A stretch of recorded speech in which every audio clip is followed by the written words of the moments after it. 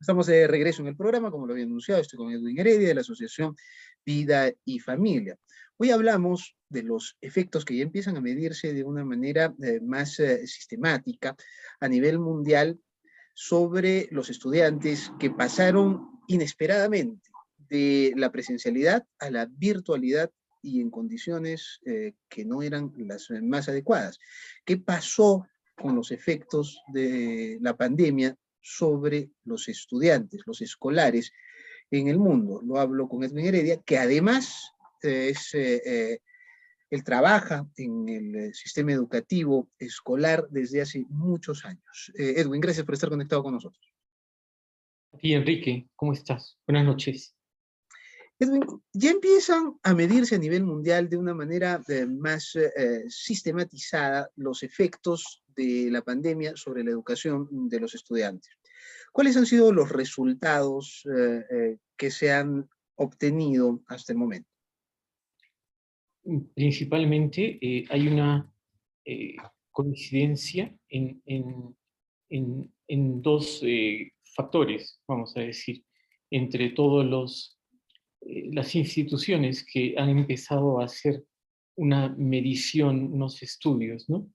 Y las coincidencias son que en todos los estudios las consecuencias son negativas, ¿no? Son negativas, y además pues hay una unanimidad en ese sentido, es decir, eh, mm, son unánimes en el sentido de que los peores mm, sí, augurios que habían en la época de la pandemia, cuando, digamos, en el año 2020 y 2021, los peores augurios se han cumplido, ¿no? Eh, en relación a los daños que el cierre de las aulas pues iba a ocasionar en los chicos a corto plazo y también a largo plazo, pero por lo menos ahora los estamos viendo en el corto plazo, es decir, cómo los chicos en este año 2022 están volviendo a sus tareas ya normales, a su vida normal, a una educación presencial. Hay que distinguir dos cosas en el análisis que vamos a hacer, Enrique. Una es que el, el cierre de las aulas, ¿no? Ocasionó, ¿no?, por supuesto, que la educación pasase a ser virtual, ¿no?, a través de la tecnología. Sin embargo, no en todos los países se cerraron el, el mismo tiempo las aulas, ¿no? El mismo número de semanas, de meses, ahí hay una diferencia.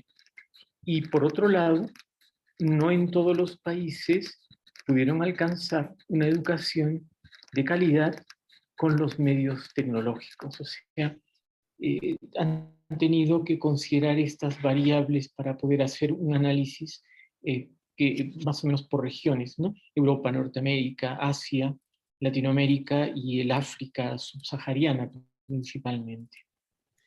El, el tema fue que la pandemia fue tan repentina, tan sorprendente, que lo primero en lo que se pensó fue en resguardar la vida de las personas, de los estudiantes y de sus familias.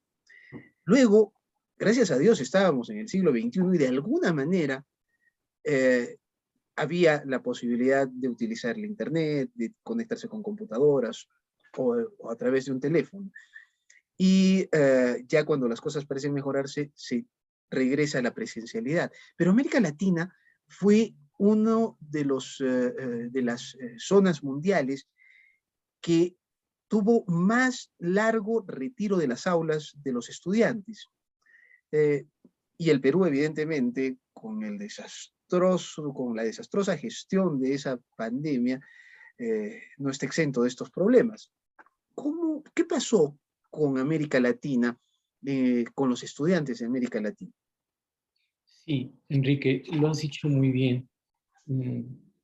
El promedio, fíjate, vamos a empezar por nuestro país, ¿no? En el Perú,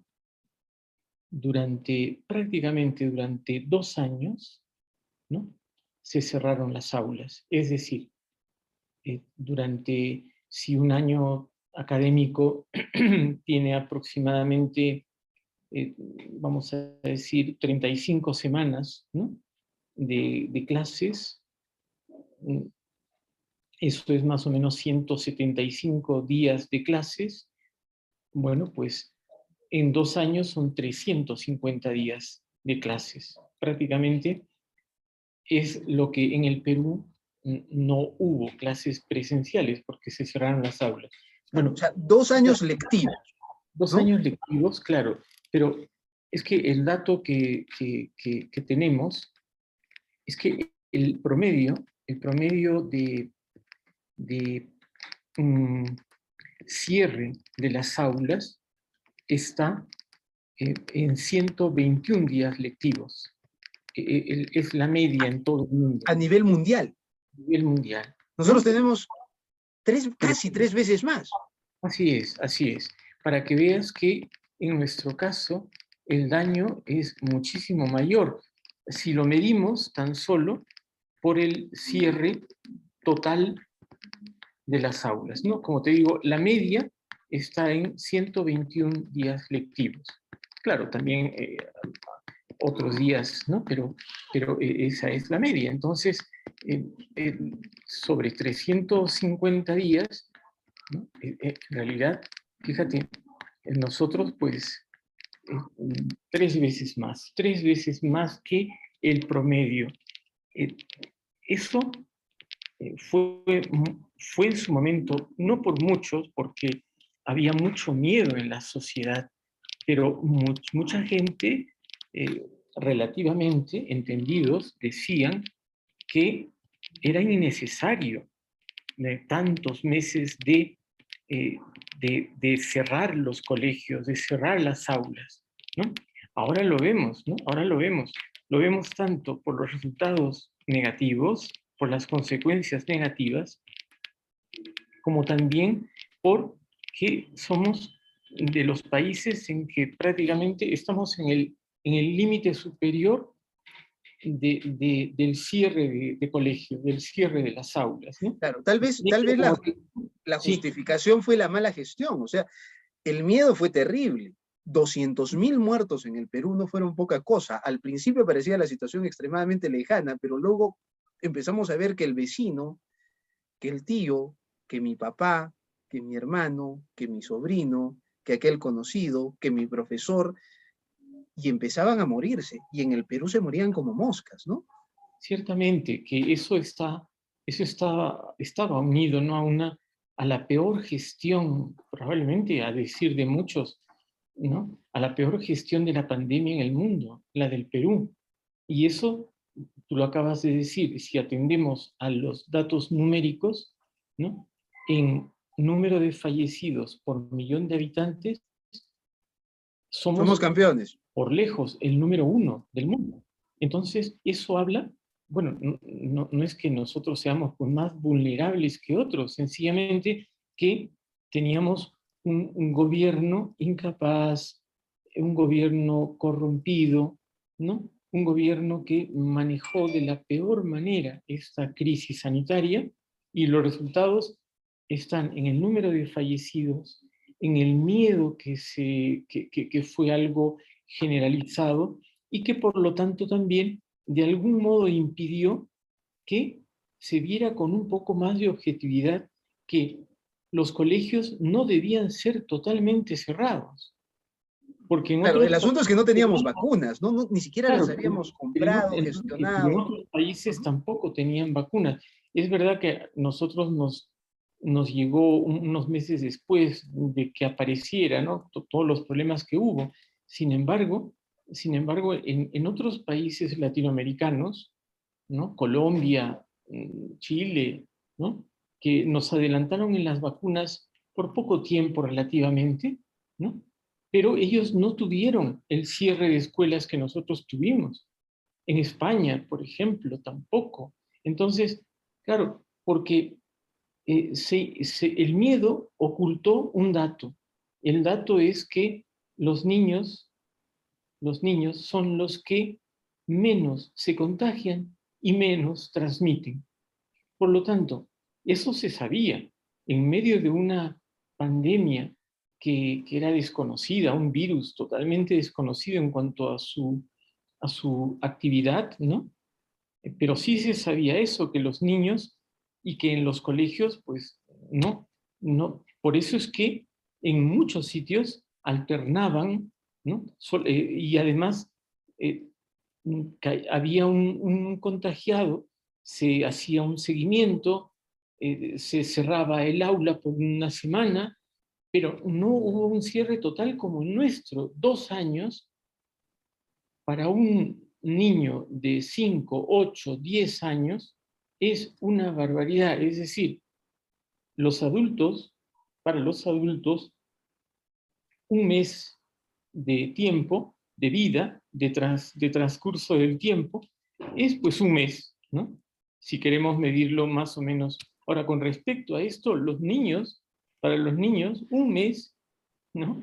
Es probablemente medio año, comparado con lo que acabo de decir. Es decir, el efecto ha sido tremendo. Es decir, para un niño de 8 años, el haber estado encerrado 2 años y haber vuelto al aula, a las aulas con 10 años, 10 años y medio aproximadamente, ha significado, primero, que ese tiempo, ya digo, para los chicos relativamente es mayor lo que acontece. Lo sientan bastante mayor. Claro, es decir, en su desarrollo físico, emocional, psíquico, neuronal, todo ellos están en pleno desarrollo y entonces todo eso se ha visto afectado. Claro. Y esto, hay una cuestión, mayormente la educación se mide en dos aspectos importantes: comprensión lectora y razonamiento matemático. ¿Cómo nos ha ido en estos aspectos? Las evaluaciones que se están dando a nivel internacional miden estos dos aspectos de la educación.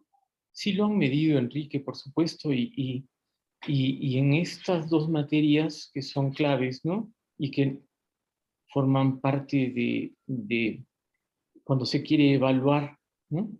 El desarrollo intelectual, el desarrollo cognitivo, pues tanto la lectura, la comprensión lectora como la matemática son indicadores claves. Pues si los colegios en el Perú, en nuestra realidad, pero también en el mundo entero, es decir, los estudios indican que las consecuencias son de un atraso considerable en todo el mundo. Es decir, no hay quien haya crecido a niveles post-pandemia, ni siquiera se han mantenido, han disminuido. Ahora, esos retrasos, claro, dependen, como decíamos al principio, dependen del país, de los ingresos del país, de cómo, de la tecnología que se tenía, y eso va de la mano, pues, de si es un país con ingresos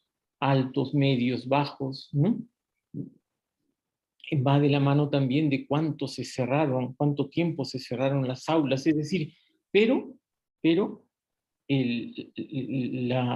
hay unanimidad en que hay retraso, ha habido retraso. O sea que la primera consecuencia también de todo esto es que aquellos que decían que la virtualidad llegó para quedarse, y bueno, sí, es un elemento que se descubrió y muy bien, ¿no? Por lo menos para la docencia, pero que sea capaz de sustituir eficazmente el proceso de enseñanza-aprendizaje, ya se vio, ya se ve que eso es falso, porque estos indicadores, estas instituciones que han hecho mediciones, son unánimes al decir que ha habido consecuencias negativas. Claro, fue una educación a distancia de emergencia, porque de emergencia. Ahora, también tendríamos que decir que la educación a distancia existe hace mucho tiempo, y que la educación a distancia a nivel escolarizado en Estados Unidos es bastante popular, digamos, y que hay niños que no van a la escuela, y que antes de que existiera Internet, recibían libros, cursos, grabaciones, cassettes, para hacer las cosas. Y Una que ha ido minoría. mejorando, pero no es la situación. O sea, no se preparó absolutamente nada. Se tuvo que improvisar para, de alguna manera, sustituir la carencia. Era, o no hay educación, porque cerramos los colegios por el miedo, o inventamos esto. Quisiera irme al otro lado, Sin porque embargo, tú has trabajado en el colegio y has vivido esto. perdona que Fue también apostille. un reto para los profesores, ¿verdad? O sea, los profesores tuvieron que ponerse a trabajar al total de su capacidad para intentar llegar a los alumnos. Sí, mira, Enrique, eso que dices que fue una cosa de emergencia, efectivamente lo fue en los 4 primeros meses de tener que enfrentarnos con una nueva modalidad. Pero después, por lo menos en el colegio donde yo trabajo desde hace muchos años, se llegó a dominar la parte tecnológica tanto por el lado del maestro como también por el lado de los chicos. Sin embargo, y con la, diríamos, ¿no? Con una señal de internet de calidad, etc. Sin embargo, durante más de un año, ya teniendo este nivel de calidad en la enseñanza virtual a distancia, ¿no? Ya igual los resultados han sido negativos, es decir, no se ha llegado a alcanzar los niveles de aprendizaje de una educación presencial, ¿no?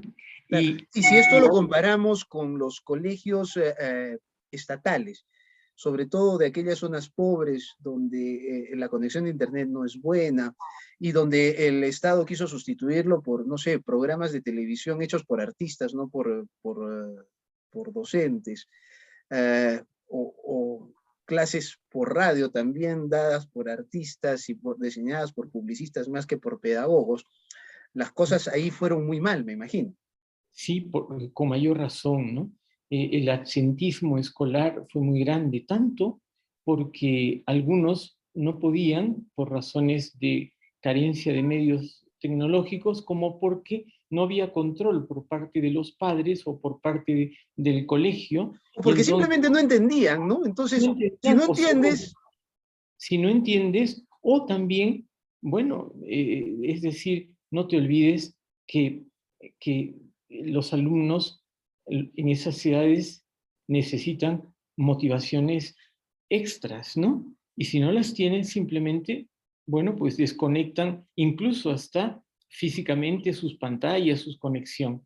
Entonces, ha sido tremendo. Pero Enrique, mira, antes de que me olvide, estos estudios de los que estamos hablando dicen que en promedio también el retraso es de un año.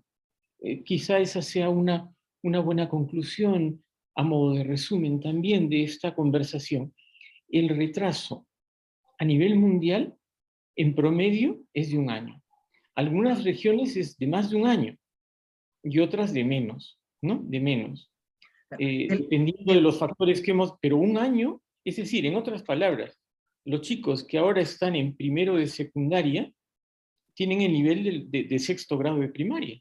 Claro, por lo menos en los, bueno, por lo menos el grueso, ¿no? De las personas. No, estamos hablando de términos promedio, Promedio. generales, globales, ¿no? Una de las cosas que me parece interesante de esto, porque lo estamos analizando, es que si esto hubiera pasado en la década de los 90, hubiera colapsado completamente la educación.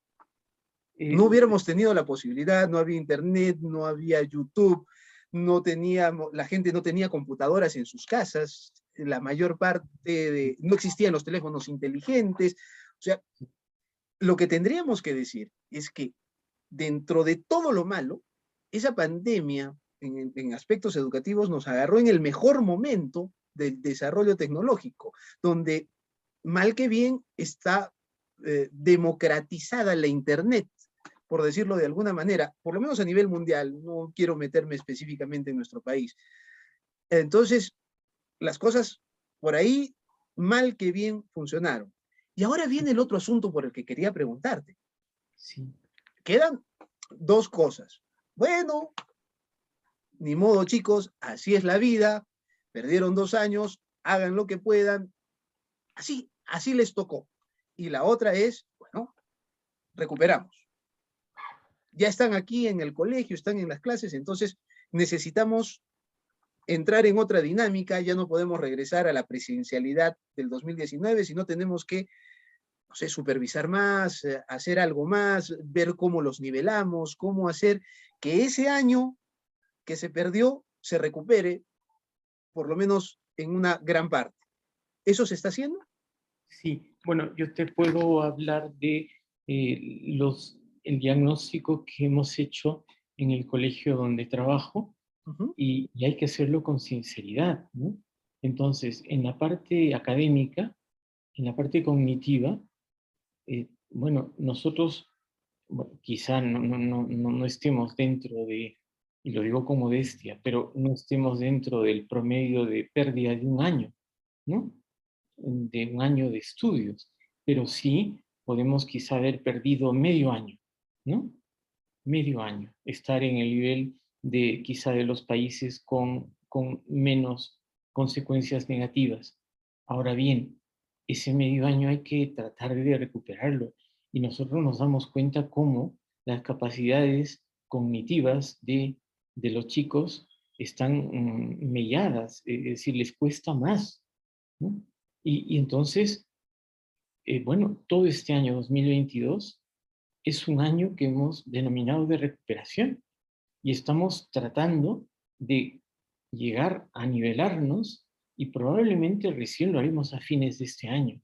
Lo digo con sinceridad, con Pero, honestidad. pero se está logrando. Lo, Me lo, imagino lo, que, pero, sí, ¿y tú pero percibes que esa es un concepto, un objetivo nacional? ¿O son esfuerzos aislados? O sea, un que lo va esfuerzo. haciendo cada colegio, cada Sí. profesor, Es cada que no, director. es que no hay conciencia, Enrique, no hay conciencia. El Ministerio de Educación, bueno, vive año a año las cosas, y sabe todo esto, pero claro, mover todo el aparato público, y si ni siquiera a veces pueden concluir bien un año de estudios normal, pedirles que hagan un proceso de recuperación, ¿no?, de lo perdido, me parece que ni ellos mismos se lo proponen.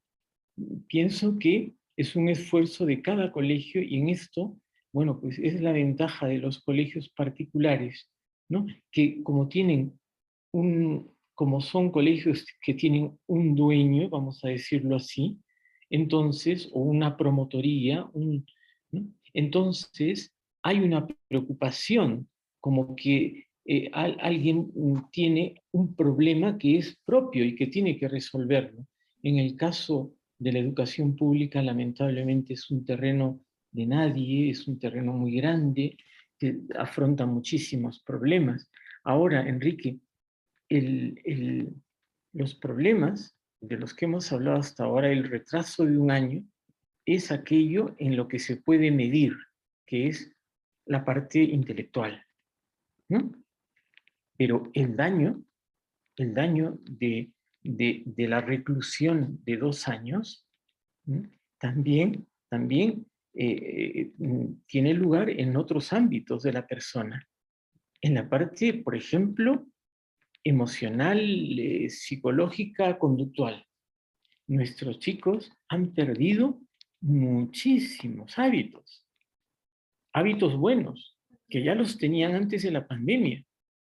Hábitos buenos que van desde la diligencia, la capacidad de trabajo, ¿no?, la disposición, hasta, bueno, pues, no sé, hábitos que puedan tener, como yo diría, hábitos elementales también, como pueden ser la higiene personal, el arreglo, el cuidado, ¿no?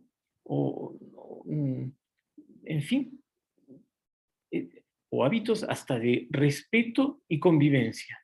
¿Por qué? Porque sencillamente la pandemia ha causado daños psicológicos. Esto lo sostiene todo el mundo. El encierro ha perjudicado a los chicos emocionalmente. Y entonces también ahí hay que recuperar el terreno, Perfecto. ¿no? Y eso, entonces, ahí hay otro gran campo, ¿no? Que, claro, no se mide. Claro, ¿Cómo mides que es esto? más difícil de medir, más Es más difícil de difícil de evaluar. medir, más difícil de revertir. ¿Por qué? Porque, caramba, y ahí, si los padres, ¿no?, de familia no, sin el concurso de ellos, jamás vamos a poder revertir eso que se ha ido dañando, perdiendo, ¿no? Ya te digo, por el encierro que en nuestro caso ha sido de 2 años.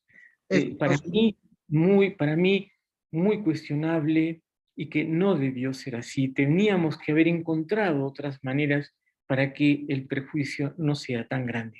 Edwin, te agradezco muchísimo. Ha sido muy No, amable. de nada. Edwin Heredia, él es